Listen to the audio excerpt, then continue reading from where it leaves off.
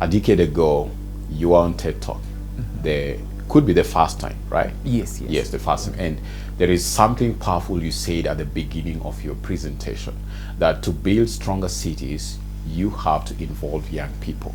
With the recent Gen Z protests, it's very clear that young people feel left out in major decision-making spaces, or they're not invited to the table to actually articulate their issues. So what are some of the dangers that exist when we decide not to involve young people, have their interests and their voices in the decision-making spaces, even having in mind that the population of young people is bulging year in, year out?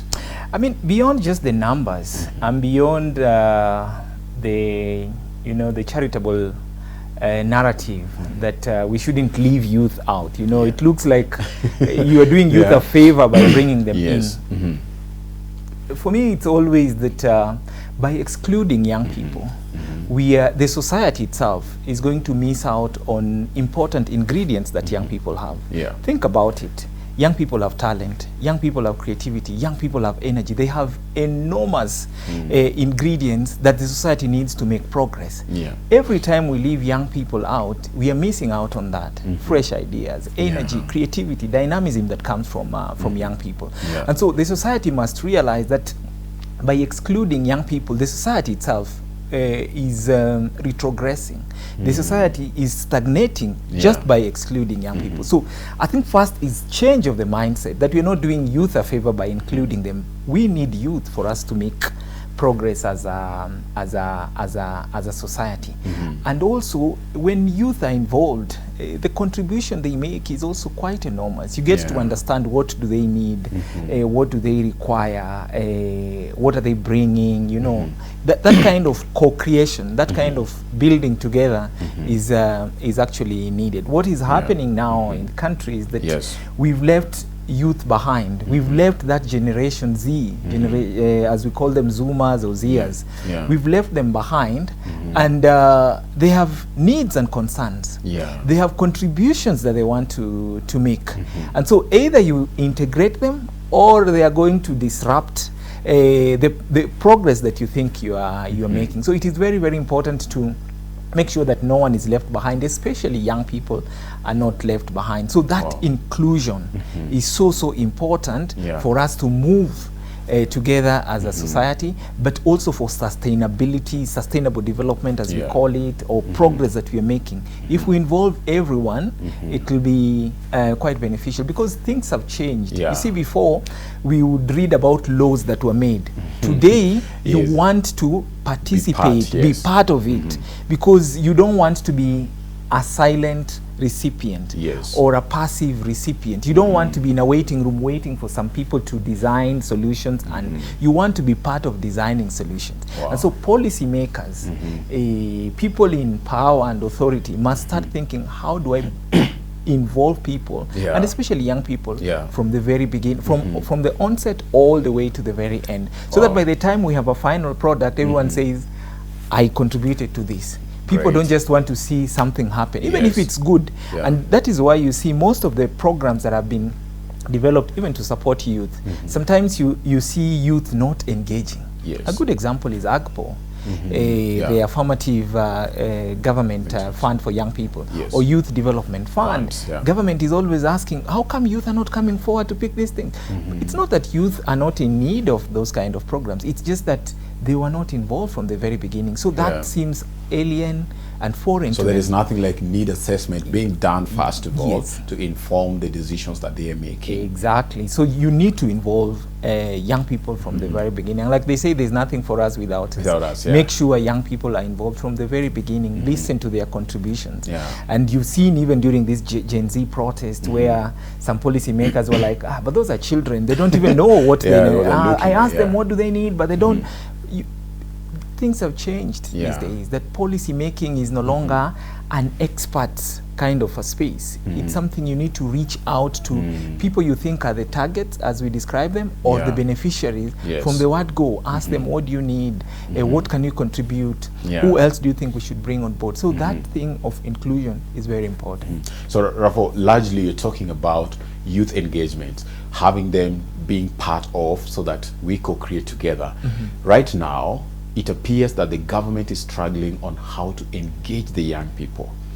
They call the president on X space to have a conversation, but still the president seems to be saying there is nobody to engage. They're not having leaders, and you know, they don't have leaders, they're not grouped, so you don't know whom do you want to engage. And I know you and the things you've done in the communities, and if I was looking for an expert today who knows how to engage youth better, I think I would bring you on the table. So in your view, what are some of the practical ways that the government can better engage the young people as opposed to what we have been doing before? I think a couple of things. First, I think we need to, like I said, change of mindset so that when you're engaging youth, don't engage them with an attitude. Don't engage them like, we are coming to help you. No. You're engaging them as equal members of the society. Yes. You know, where you're telling them, this is what we want to do. What do you think? So don't engage them in such a way that you think their contribution don't matter, as a by the way. So we must engage youth meaningfully. We must be genuine when it comes to youth youth engagement. That is one. Two, we cannot engage youth our way. We have to engage youth their way. And their way means, I'll give you an example. I served on the Electoral Commission. There was a board on a youth advisory board, and we were trying to advise on how best to engage youth. But for a commission, they're still stuck with can we produce a report that we can share with the youth? Listen, we are dealing with a generation of 140 characters. As in, they just want to tweet something. They have no time to read even a page. You are sending out a press release. They will never look at it. So you have to ask yourself, what are the best approaches to engage these young people?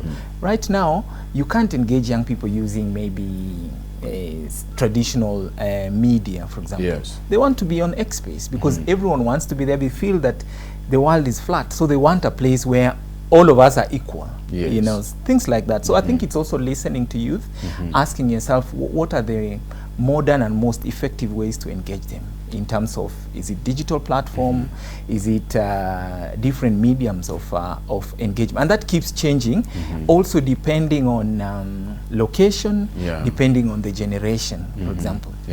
Take an example of informal settlements like Korogosho, Madare, Kibra, where we've done quite a bit of work. If you want to engage youth there, you can't call them to a central place. They want you to go to their place of convenience. So you will have to go to, you know, where they're doing car wash, for example, or where they're playing soccer. So if you say, we have a training tomorrow at the social hall, you'll just find the good youth, like Raphael or yourself or something. But if you truly want to reach out to youth, then you have to find what are the most convenient places for them. So you go to them. They don't come to you. And that you saw that, and that's why, and sorry again to give this example, the president was complaining that how come they're calling me on X? Because government is not used to that. They're used to calling people to their space.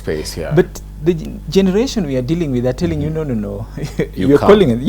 You come where we are. Yes. And they're telling, don't call us, we will call you. So you wait, we will. So I think we need to agree to that kind of approach, but we also need to listen to them more in terms of what is the best way, what's the most effective way to engage them. And that keeps changing, actually.